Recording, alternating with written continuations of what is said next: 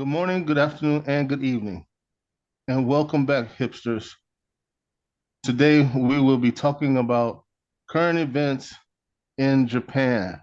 On our top stories, we will have Prime Minister Kishida and his recent popularity and incidents. Go into Johnny and Associates and talk about that as well. And also some social disorder in society, along with science and technology. I'm Vessel One, and with me, Vessel Two. Vessel Two, how are you today? All is well in the kingdom, Vessel One. How about yourself? I'm well, thank you. A little hot, but you know, we're still keeping it moving, keeping it going, staying positive. Hold up, wait a minute. Hidden in plain sight. Good morning, good afternoon, and good evening. What's in your community, locally and globally? I'm Vessel One, and with me, Vessel Two. Hey, quick question. Is that hidden in plain sight? Vessel One, Vessel Two. Talks about hidden in plain sight. Wake up. Hidden in plain sight. First up, we look at Prime Minister Kishida-san, and his political standpoint of eating a recent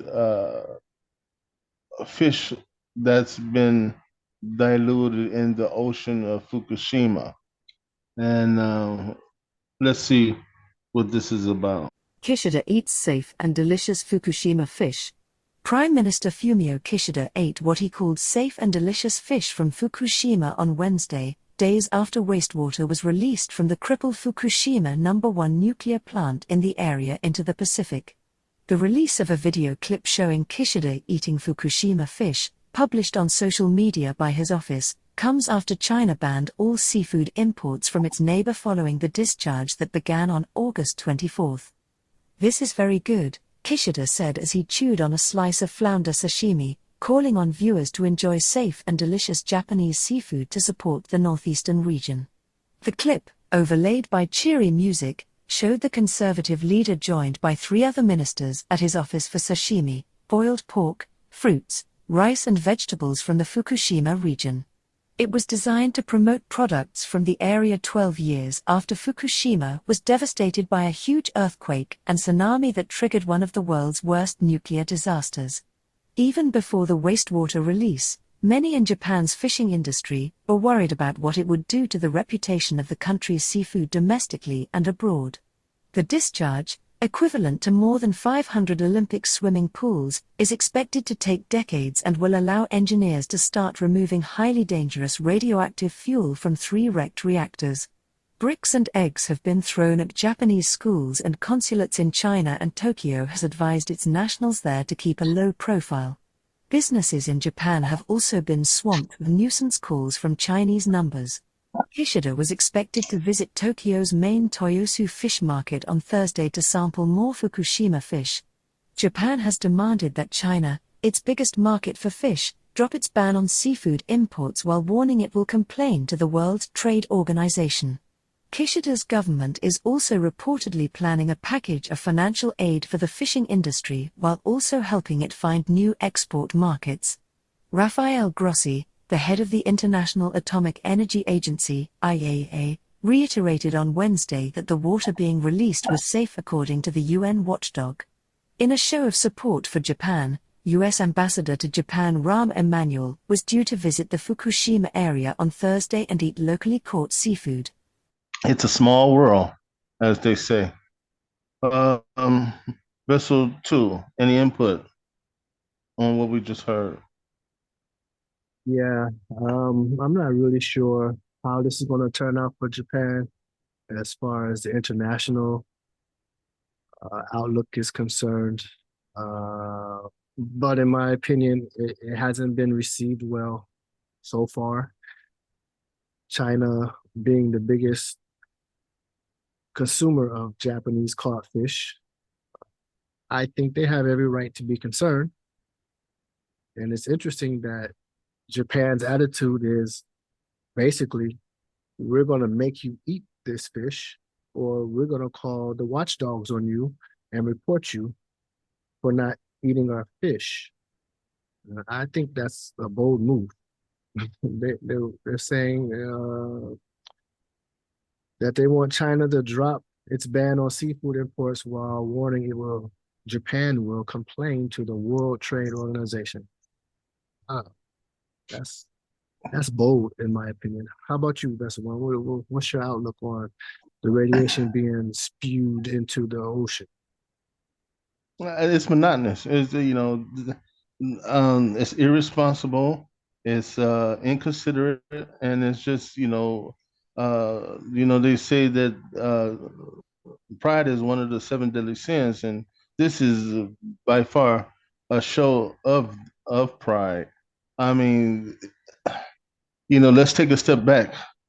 A Fukushima incident has only been 11 or 12 years now, and normally they say it takes about 100 years for radiation to dissolve into where it's able to be handled. I mean, what's going to happen? Are people going to start walking around with Geiger counters, checking fish? I would suggest so, to at least to be on the safe side. He tasted the Prime Minister Fumio Kishida tasted fish and said that it was safe. How do he know? I mean, he's not an expert, and that's just recently after they released the water. It takes time for things like this to uh, be known or to understand if it is safe or not. Radiation is normally a chronicle thing. If it was 6 months later and he came back and said he's feeling all right, that's another story. If and in the article it says in the article itself it says it was the worst nuclear disaster since Chernobyl. So I mean, from the worst nuclear disaster to spewing radiated tritium water back into the ocean, you got to think like I said, it's a small world. You got Korea, you got China, you got Guam, you got all these other countries around them that will be affected. So, I mean, not to go off on a rant, but I'm just putting out there information or things to actually consider and think about. And that's my take. Any further input? Yeah, I agree with you 100%. This is not a good look for Japan's government to do. But I wish them well. I hope this dog and pony show, as far as him eating this fish, I don't believe it was real fish from Fukushima, and I'm hoping it wasn't because I don't wish harm or death on anybody. But if you're eating radiated fish, then it's bound to cause some kind of problems. Exactly. Exactly. So let's see what else they got to say about the industry minister sample seafood caught off of Fukushima. Who is this and what do they have to say? And is he okay today? Industry minister has paid a visit to Fukushima Prefecture. He sampled some of the local seafood after Japan began discharging treated and diluted water from the damaged Fukushima Daiichi plant last week. It's part of a push to prevent any harmful rumors. Industry Minister Nishimura Yasutoshi tasted sashimi caught off the coast of Fukushima Prefecture on Friday, just one day after the release began. The seafood is really delicious. Nishimura also met with local business owners, telling them the government is committed to transparency. We will continue to confirm the safety and disclose all the data in a transparent manner. That is the best way to prevent any reputational damage. Japan's fisheries agency has analyzed fish caught within 10 kilometers of the plant. It says it found that levels of tritium were below what's considered detectable. But that hasn't stopped an apparent harassment campaign. The Fukushima Daiichi plant's operator says it's received 6,000 spam calls since the release began. They appear to be originating from China. A number of unrelated Japanese businesses, including hotels and restaurants, have also been targeted. We've been receiving phone calls all day. We are really tired. Prime Minister Kishida Fumio has urged Beijing to address the harassment campaign. He says China should be open to a scientific dialogue. Without that discussion, numerous spam calls believed to be from China have been made. People have thrown stones at the Japanese embassy and Japanese schools in China. This is obviously regrettable. NHK spoke with an expert who says China may be allowing the campaign to continue to deflect attention away from domestic issues. China's economy is very sluggish, and serious problems have emerged, such as the property sector crisis and a high youth unemployment rate. The government may be using the release to help vent some of the discontent building in Chinese society. Korogi also says China's suspension of all Japanese seafood imports could be used as a diplomatic tool in other trade disputes between Beijing and Tokyo. The Fukushima Daiichi nuclear power plant suffered a triple meltdown in the 2011 earthquake and tsunami. Water used to cool molten fuel at the plant has been mixing with rain and groundwater, seeping into damaged reactor buildings. The water is treated to remove most radioactive substances, but still contains tritium. Before releasing the treated water into the sea, the plant's operator dilutes it to reduce tritium levels to about 1/7 of the World Health Organization's guidelines for drinking water. Before the accident, Fukushima Daiichi discharged around 2.2 trillion becquerels of tritium into the ocean per year. Under the current plan, the plant's operator says it will not exceed 22 trillion becquerels annually. That's far lower than tritium released from other nuclear facilities around the world, including in South Korea and China. What say you, Vessel 2? I'm looking at this chart right now, or this graph. If it is true, then China has no reason to be talking about the poison being diluted or being dispersed back into the ocean. Korea has nothing to be complaining about. None of these other countries should be complaining if this is true information. But I had no idea that this is the current case now, where all of these different countries are pumping out poison into the oceans.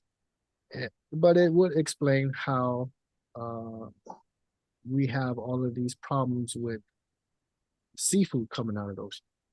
And Japan is the only thing that comes out of Japan really that is, I guess, internationally famous. There's a couple things, but one of the biggest things is sushi. And I've always thought eating raw fish was kind of unhealthy, because how do you know the fish are not sick? And if you ever go to a Japanese person and you ask them, do you like sushi? They'll be like, yeah. But if you walk up to, or you pretend, gesture-wise, that you're going fishing and you pull out a fish right out the ocean or the river or something, and you just bite the head off, would they want to eat it? And they tell you no. So I'm saying, like, okay, well, if it's cut, you eat it, but you're just not going to bite into it. I don't understand that logic, but I'm not a fan of sushi really. So this doesn't personally affect me. I'm not really a big fish eater anymore. I stopped kind of eating fish when I heard that a lot of the fish that was being caught, particularly salmon, had herpes. I'm like, I'm done. How about you, Vessel One? Well, yeah, I totally agree. And overall, I mean, the state of the world is diminishing every day, and that when it comes to what was it was stated again, like you always say, you have to listen to the hijack, and it's it all is stated that both the prime minister and the other cabinet that decided to eat the fish was a day after they released water, so didn't have much time for the fish to actually be submerged in it. If it was, they come back and do test studies 6 months later, or 3 months later, then that's another thing. There's just ideas to put it out there. But I mean, you know, again, we're talking about politics and the worldview of how businesses are ran. They really don't care, and it's unfortunate for the common people to be subjected to such tyranny. And just my thoughts. Okay, NHK poll. Kishida cabinet approved rate rises to 36%. Let's see what this is about. NHK's latest opinion poll shows the approval rating for Prime Minister Kishida Fumio's cabinet at 36%, up 3 points from last month. NHK conducted the phone survey over the weekend. More than 1,200 people responded. 36% said they support the cabinet, up 3 points from August, while the disapproval rating fell by 2 points to 43%. The respondents were also asked about the treated and diluted water release from Fukushima Daiichi. 66% called the move appropriate, 17% said it's not appropriate, and another 17% said they don't know or did not answer. China strongly opposes the water release and has suspended imports of Japanese seafood products. Asked whether they're concerned that relations between Japan and China will worsen, 15% said they're very concerned. 44% said they're concerned to some extent. 24% said they're not very worried. 12% said they're not worried at all. Again, these are polls that they're conducting. And like Dr. Robert X always say, you know how it is with polls. And that's don't feel so accurate about things. It's what they decide or what they put out. Any input, Bessel too? 36%, from what they're saying, is his current approval rate. Right. And I don't think that's anything to be bragging about. But then they say his disapproval rate is 43%. So they missing some percentages. Well, the percentage that's missing is the ones that they don't know or they didn't answer. But the disapproval rate fell by 2 points to 43%. 43% is the bigger number. So it's more disapproval than it is approval. Right. Yeah. That's the bottom line. But I mean, it doesn't add up to 100%.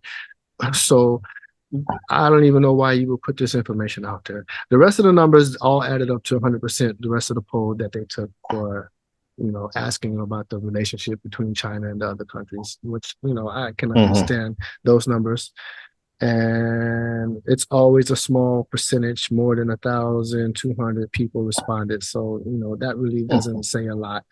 But okay, his approval rating is 36%. Nothing to be bragging about. And hopefully eating that poisonous fish doesn't just take him out altogether. That's my thoughts. I totally agree. Okay, why is J-Pod Johnny Kitagawa still revered in Japan despite being exposed for abuse? This is coming from BBC, a very interesting article and video that we're about to see. And this is right after the accusations of Johnny Kitagawa abusing his talent agency of Johnny Associates. BBC documentary examines the legacy of the Japanese music executive Johnny Kitagawa. He founded a male-only talent agency which has produced many of Japan's biggest boy bands. However, multiple allegations of sexual abuse have been made by boys and men who once worked with Kitagawa and aspired to make it in the Japanese pop market. Mobeen Azar reports.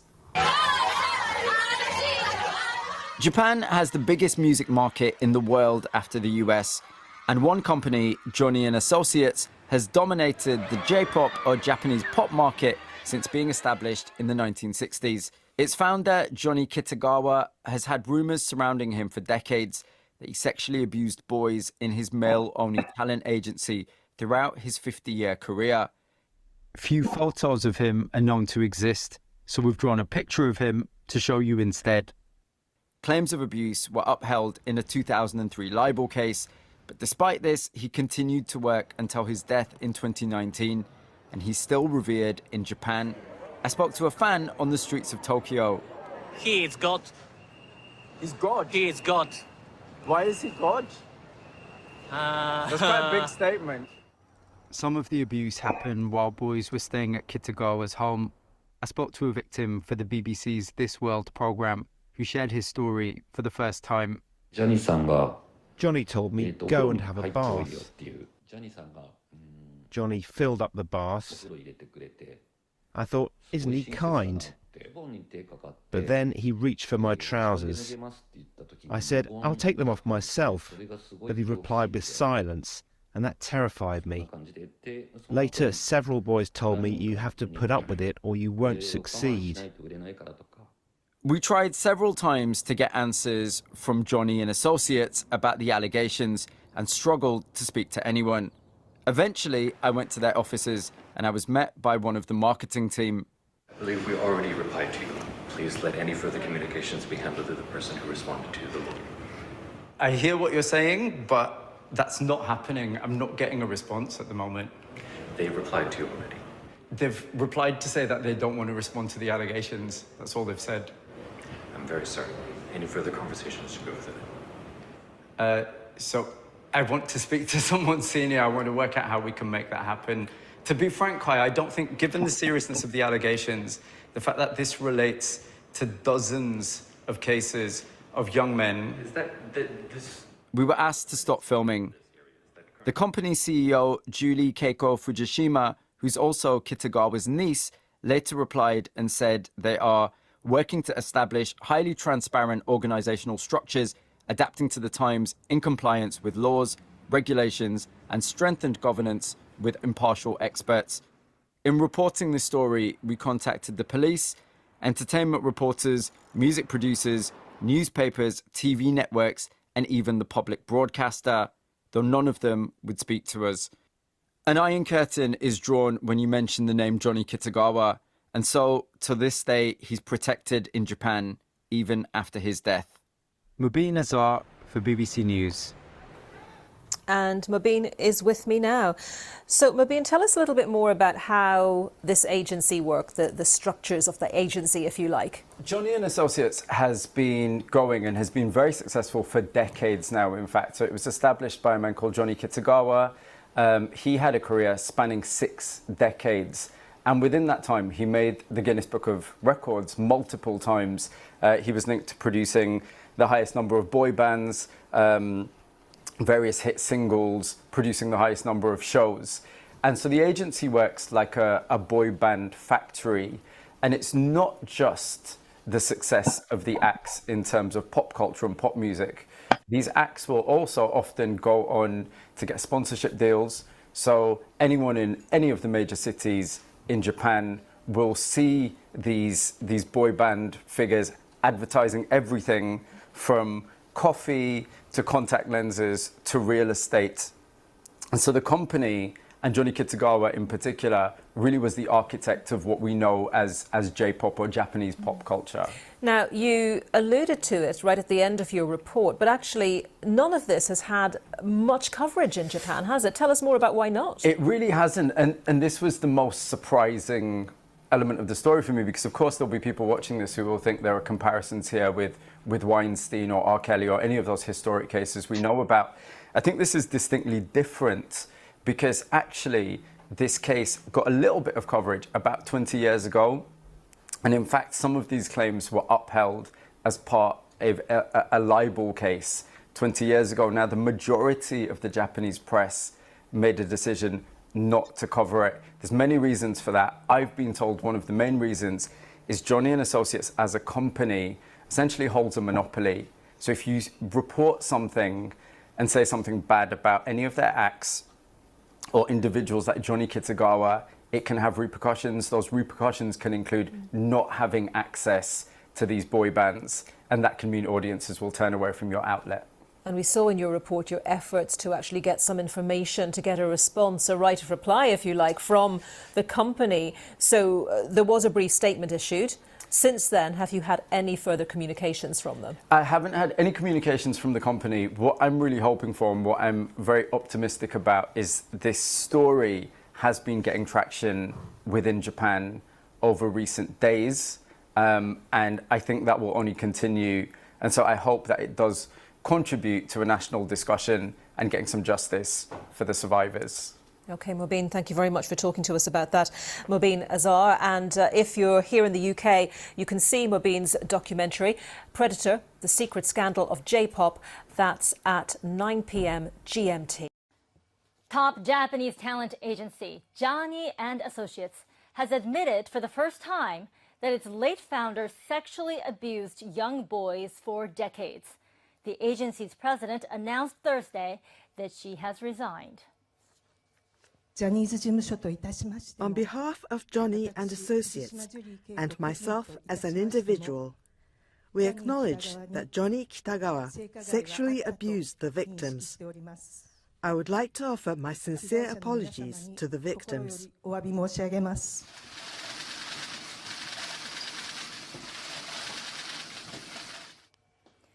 Fujishima will stay on temporarily as representative director until the agency has determined how to compensate victims.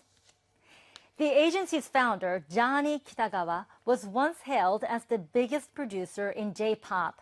He died in 2019. Accusations of inappropriate behavior had swirled around the pop mogul for years. These were reignited by a BBC documentary that aired in March. The following month, former agency member Kawan Okamoto told reporters Kitagawa had sexually abused him more than a dozen times, starting when he was 15. The disclosure prompted other alleged victims to come forward. In May, a support group collected more than 16,000 signatures for an online petition calling for a probe. Former agency members also created a victims group demanding the company admit to the abuse and make a public apology. The allegations have drawn international attention, prompting human rights experts from the United Nations to launch an investigation.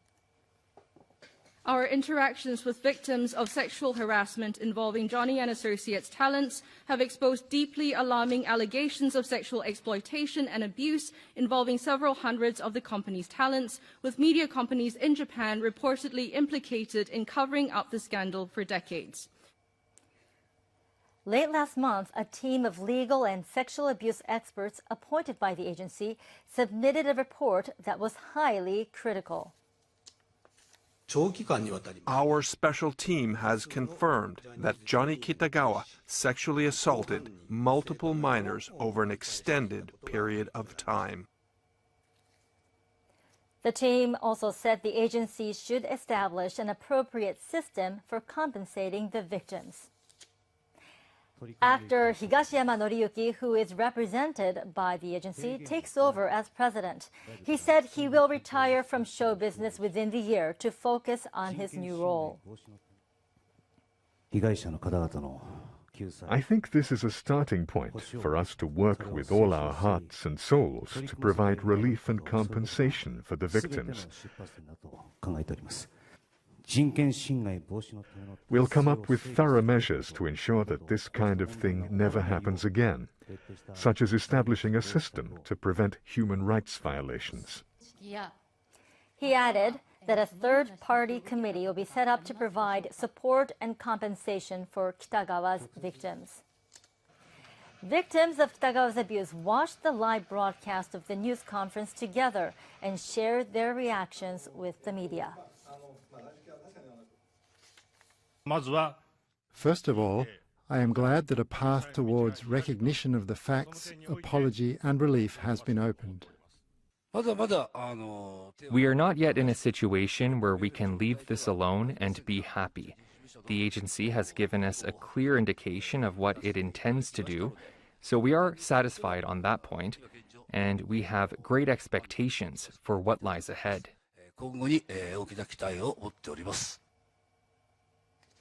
In response to the news conference, a lawyer who is an expert on corporate governance said it was too soon to give the company a pass.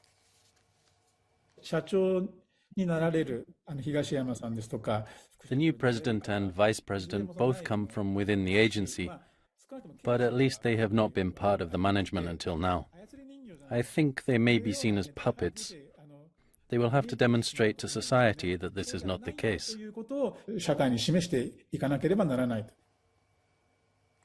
NHK released a statement following the news conference by Johnny and Associates. It acknowledges that the sexual abuse allegations had been repeatedly reported by a weekly magazine and other outlets, and that the Tokyo High Court had finalized a ruling in 2004 that recognized the abuse. But it says NHK lacked awareness of the issue back then and did not follow up by covering the issue in its news or other programs. NHK says it's reflecting on its failure to fulfill its role as a media organization, while many minors were becoming victims. And it says it will renew its commitment to pursuing the facts in depth as it covers the news and produces programs. A group of 9 men who claim to have been sexually abused by the founder of talent agency Johnny and Associates are seeking legal recourse. They're calling on the Japan Federation of Bar Associations to help ensure the agency provides proper compensation. The agency admitted last week its late founder Johnny Kitagawa sexually abused many of the young boys in his care. But the men say it's not clear if their individual cases will be acknowledged and compensated. We haven't been recognized as victims, nor have we directly received an apology or an explanation. We believe everything starts here. They've filed a petition for human rights relief with the Lawyers Association. They want the legal body to express a view on the matter and ensure that the talent agency takes proper steps to provide compensation and prevent any recurrences. The agency has told NHK it'll quickly address the challenges it's facing, including the matter of compensation. The agency's new president said last week Kitagawa sexually abused possibly hundreds of young boys over decades before he died in 2019.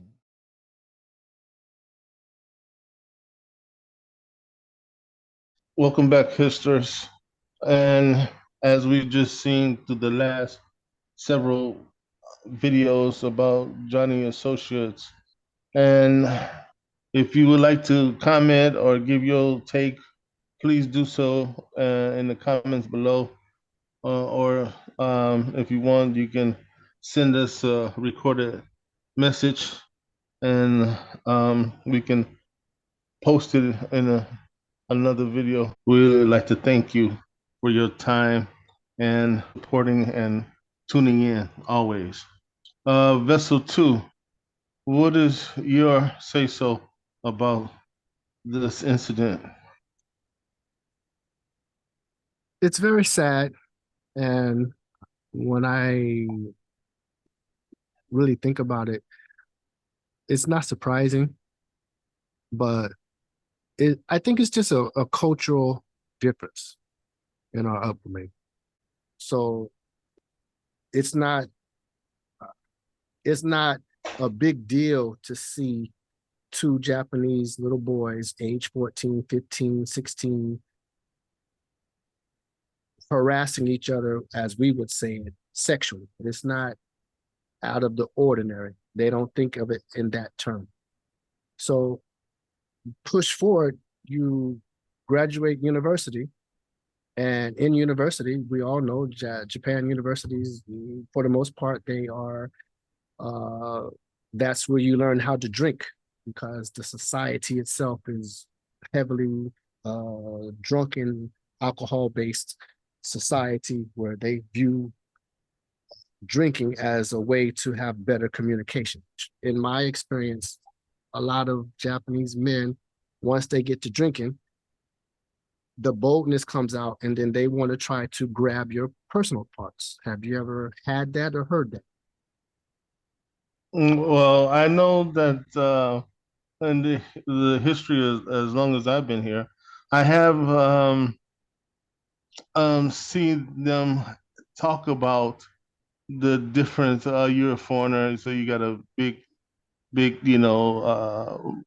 private, and they would look at you sometimes when you at the stall, or when you go to the restroom, or they, if you experience going to the bathhouse or onsen, they definitely stare and looking, and and depending on how much liquid courage they have, they make reference to like, oh, you big, or oh, supersize, or so I have heard that, but for me, um, uh, I take it as curiosity of dealing with a foreigner, because they're so homogeneous. They only see each other. I would mostly, of course, it catch you off guard in the beginning, but you if you ask them or talk to them, especially when they're under the influence of alcohol, they usually tell you, and it's all mostly stereotypical things that they have learned or they've been taught. So a lot of these things that happens, amongst ourselves, I think it's a cultural thing. I think it's something that has happened in between their culture, the way they was raised, the way they was talking, because you see that a lot of times, um, most Japanese are, it's like a prison mentality. The strong, tell the weak what to do, and they always challenge each other, like, not to make this reference or sound racial, but like gorillas, like gorillas in the mist. There's a dominant one, and every so often he gets challenged, or he pick and push on the little ones, the one that's weaker than him, to show dominancy. So I see that as, I don't know, it could be an animalistic trait, but yeah, I see that more in Japan Okay, than so anywhere else. you're pointing out that they have a serious bullying problem. So Yes, yes. that's duly noted. The reason why I'm asking you these questions is because Japan is the number one uh, producer of porn. But my point by asking you the questions is, if if you know, as you said, it's cultural. The boys, they don't understand personal space. You get them drunk as an old perverted man, and you take advantage of them. They don't understand that. They just look at it as, okay, this man is just doing what we do. And then, Yeah, I agree. Yeah. then later it's, oh, well, you sexually harassed me, and now it's a problem. But culturally, that's just what you do to each other. So Right. I can understand how this went on for so long, and I'm not giving the man a pass for doing it. I think, he should be allowed to be held accountable for his actions. But it's just, I think, a cultural difference where we're not raised without knowing private space is important for everyone to have and hold on to and maintain. They don't see it that way, and it's part of how they grow up. So I personally think majority of the Japanese men, once they get to drinking, it's one sheet in the wind from having some gay encounter. That's just how I see it. I'm not saying all, but it's it can lean either way for most of them. Right, And right. and you know, an old perverted man who likes boys, as long as he's quiet about it, he can pretty much do whatever he wants to these youth because they don't know any better. It's culturally accepted how they treat each other, and it's not surprising, but it happened. And you know, hopefully they get what they need to get out of the cases that they've thrown at the company. And I'm looking for and waiting for all of these girl companies who promote the girl pop singers and movie stars to come out talking about their sexual abuse as well. Oh yeah, you know that has happened, you know. But I mean, 2023. This is 2023, and Johnny Kitagawa, he's one of the old heads. You know, I totally feel that he should have been accountable, but again, like you saying, not giving him a pass, but it's a different time. When he grew up, again, it was more or less like the dominant um, um, ideal of he's in charge, he can do what he want to do. Power is power harassment is definitely abusing power. I mean, and he was, you know, there's no doubt that he was a gay. He liked young boys because all all these accounts are young males. So if he sprinkled in some females, that's one thing. You know, he was just abusing sexually. You know, he was going on a rampage, but he's a focused on these young boys or these young guys that grew up within the entertainment business. And what he did, it was just that he had power. And that's another thing about Japan. You know, if you have power, you're in a position of power where you can control things. You know, they tend to, again, it goes back to the Fukushima deal of dealing with pride. These guys, they feel that they're able to do what they do because they're the chosen ones. They're the ones that's in that position, and they can do whatever they want. You know, there's many horror stories in Japan, you know, that we can go into maybe in a later date, but you see all this kind of stuff happen. So I mean, it's a cultural thing. This is a lies within a culture, you know. And this guy here, he was just doing what he thought he could get away with, or that he felt that was in his right. And that's the way I see it. It was just that, like I said, modern times, you know, 2023 with the LGBT and the whole nine, you know, all this is coming to surface. As the reporter spoke of, he's also was saying Weinstein. So it's not only, you know, not to go that way, but, you know, just to show the connection entertainment business, you heard about the couch casting or, you know, the sexual escapades that you have to do in Hollywood, you know, dressing up like women, you know, all this plays a part. And this has been going on for numerous of years. And they believe that's, you know, it's like a tradition. It's like, you know, a sort of a passage to be inducted into that society. So yeah, it's a shame that it happened to these young men. Could be devastating to them, you know, and numerous ways that we can't even imagine. But we cannot forget that this was a cultural thing that they accepted, because even at the end of the report, NHK, which is one of the major news sources in Japan, admitted that they did get these allegations and people contact them about this, but they turned to look the other way because he was so powerful. Because if you didn't deal with him or you didn't follow his rules and regulations, you would lose business. So, I mean, it the whole system itself needs to be reformed, renewed, changed, it. So Yeah, these are my thoughts. and I don't think that'll ever happen. I think Japan is Japan, and they do what they do, and I'm not judging them for it. It's just I stay out of their way.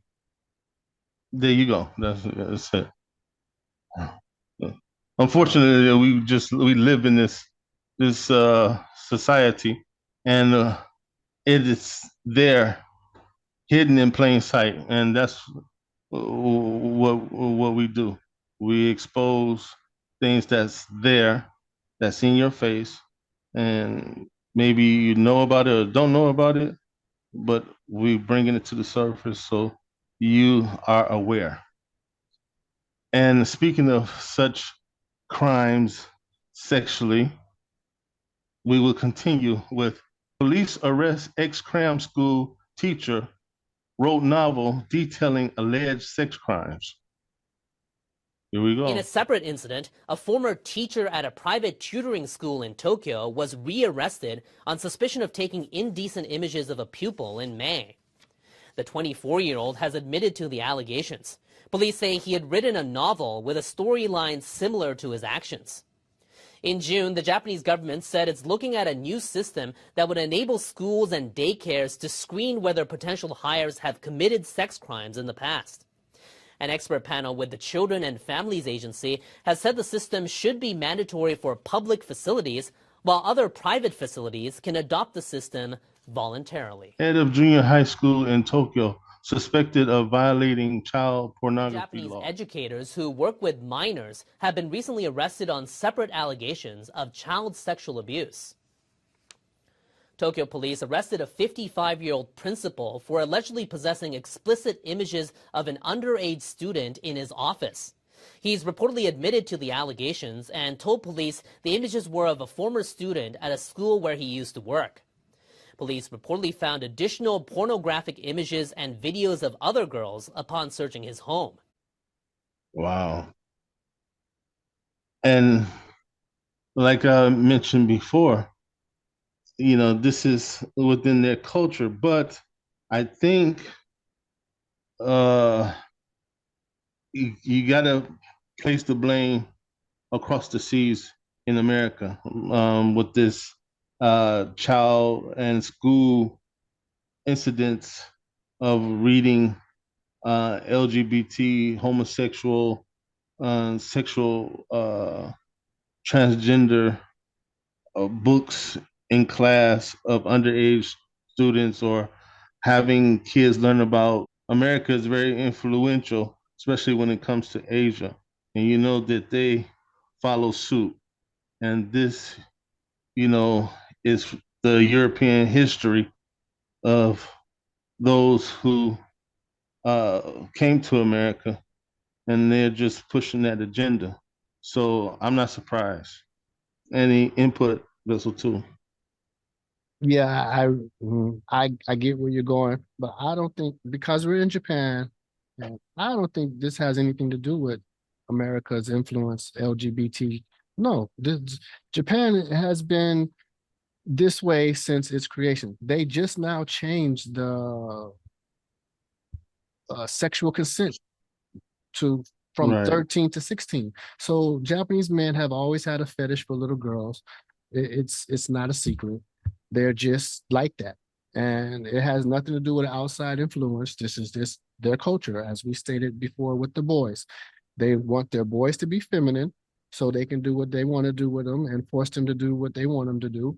And they like targeting young girls. And according to statistics, 1 out of 7 girls end up in some type of um, sexual workers industry position.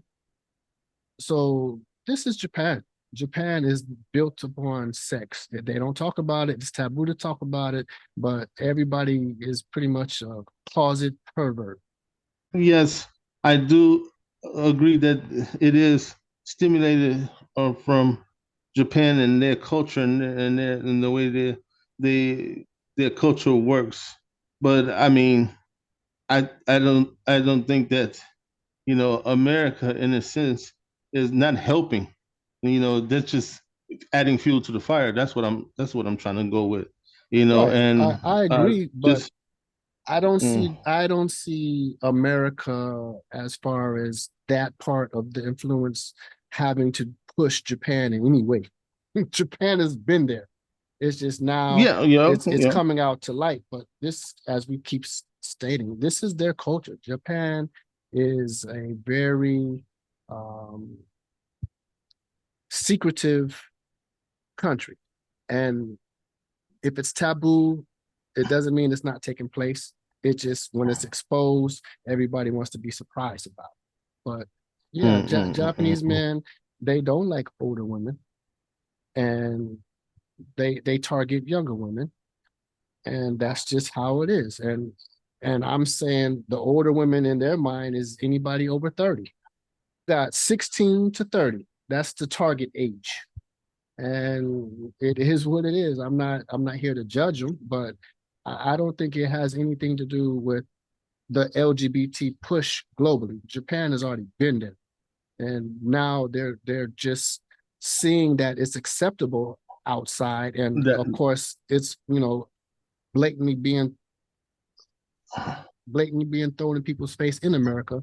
So I can see now how they can be more um, visible doing what they do, but right, underneath the right. surface, they've always been like that, in my opinion, from what I've seen. And we've been here, what, over 20 some years. So Yeah, yeah. 30 years. Yeah, exactly. I, Japan I mean, is I'm not giving them a pass.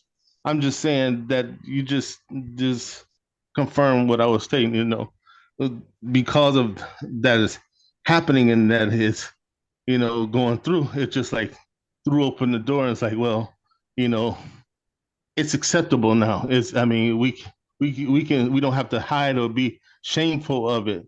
Let's right, just put it out there. right, So because just to put there's that out no there. sexual education in school.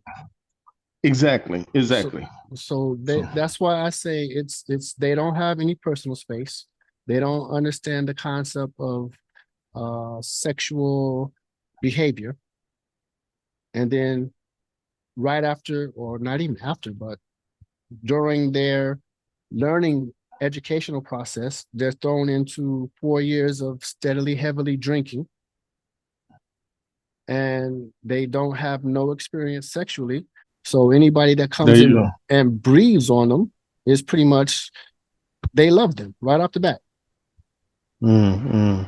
So yeah, it's it's Wow. it's not it's as we said, it's the culture, and I'm not here to knock their culture, but yeah, in a sense, because the Europeans are pushing this demonic culture to the world Mm. now, Japan can stand up and raise that flag. Yeah, we here, and they do have Yeah. uh, pride parades on the regular every year. Yeah. So Right. Right. That's correct. Well, to continue on I don't know if you want to call this a higher note, science and technology. We're looking at the science and technology aspect of things, and one of the first articles, videos that we're looking into is Japan 7 bank to launch face recognition at ATMs, and let's see what that's about. Japanese bank with ATMs at 7-Eleven convenience stores says it will start a new service next spring that allows customers to use face recognition to withdraw funds without cash cards. Seven Bank will launch its new features nationwide at about 27,000 of its ATMs, mainly at convenience stores and train stations. It says account holders will be able to deposit and withdraw money just by using face recognition and inputting a passcode. Another new feature coming on September 26th will allow ATM users to open an account and change their personal information, such as addresses. Such steps will require the machine to scan identification documents, including My Number cards, to confirm a customer's identity in addition to face recognition. The banking sector as a whole has been working to promote digital transformation. I hope this will be an opportunity to expand various services. Seven Bank's move comes as many financial institutions are cutting the number of their ATMs due to maintenance costs and falling usage as more people turn to cashless payment options. 8 Japanese firms to set up digital asset platform. 8 major Japanese companies have announced they are launching a firm to set up a common digital asset infrastructure. They say they will also issue their own cryptocurrency backed by legal tender. The businesses announced on Monday they will jointly launch Programma in October. They include Mitsubishi UFJ Trust and Banking, Sumitomo Mitsui Trust Bank, and NTT Data. Having similar infrastructure systems reduces efficiency. Pragma is designed to create one strong network. Officials say the firm will now study how to issue its own currency-based crypto assets and or stablecoin. They say it will be tied to the yen, dollar, and other currencies and utilize blockchain technology. The officials say they hope to start issuing their stablecoin next summer. They say it will help expedite payments for cross-border trade and cut transaction fees, among other benefits. Any say so, Vessel 2? Yeah, the push for cashless society. So Japan is fully committed on the globalist side, where they don't want you to own nothing or have nothing. And digital currency will only have you more of a slave than you already are now. This is my thoughts. Yeah, they following their cousins, China, and the way they operating. So I mean, it's America's push, and Europe as well are pushing for cashless and digital currency, and they are really trying to push this agenda. So they're part of it's the there, it's G7, coming. so they don't have a choice. That's it. Yeah, there Japan you go. wants That's to it. keep the seat at the table. They got to bend over and take it. And it's There you go. interesting because the facial recognition, they haven't worked out all the bugs where it can actually scan and recognize heavily melanated people. So is going to be the first generation of this technology put into ATMs. Melanated people, heavily melanated people can't use the ATM in that fashion because the machine itself doesn't recognize them. Yeah, it's a possibility. I mean, it's there, and these are the questions that you need to be asking, and we will see. And on that note, you have to realize that it's all part of the global hostile takeover. So here at Hibbs News, you hear it first. We bringing it to you. So be aware and prepare. I'm Vessel 1, signing out with Vessel 2. Vessel 2, can you give us your final thoughts? Final thoughts for this episode is it doesn't seem like there's No real, there's no real difference between country to country when it comes to general culture. We're all human, so it's not that the Japanese are they have a bad culture. That they it's not the point we're trying to make. It's just this is what's going on in Japan right now, and it seems like since COVID, Japan has been like Chicken Doolittle. The sky is falling, and every week there's a new problem, and it's a sinking ship with so many holes, and they don't have the arms and the know-how to plug the holes.